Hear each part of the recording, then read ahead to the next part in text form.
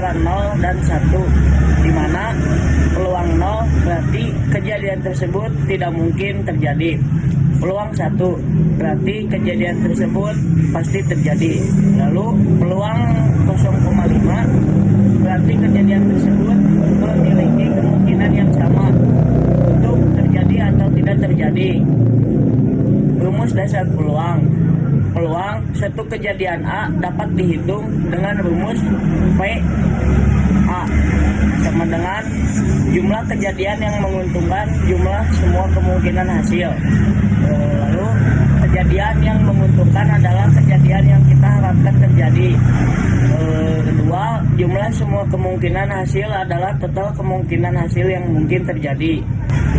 Lalu ada juga jenis-jenis peluang. Satu, peluang satu kejadian simple event. Peluang terjadinya satu kejadian tertentu seperti melempar dadu dan mendapatkan angka 4. Dua, peluang gabungan compound event.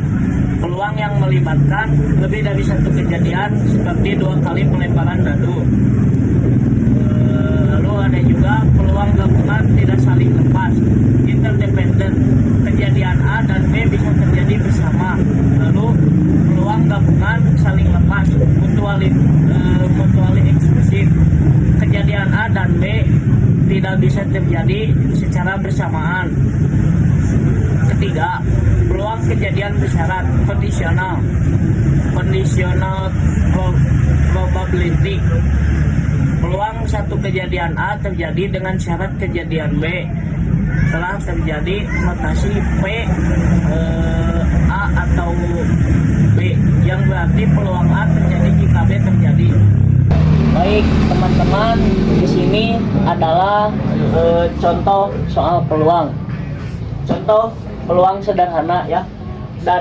Contoh peluang sederhana ya ini. Dadu dilempar sekali, tentukan peluang untuk mendapatkan angka 3. Nah, untuk penyelesaiannya, yang pertama, kejadian yang menguntungkan mendapatkan angka 3 ya teman-teman. Lalu yang kedua, kemungkinan hasil pelemparan dadu 1, 2, 3, 4, 5, dan 6. Nah, untuk hasil yang mungkinnya adalah angka 6 ya teman-teman. Lalu peluang untuk mendapatkan angka 3. Nah, di sini P adalah angka 3.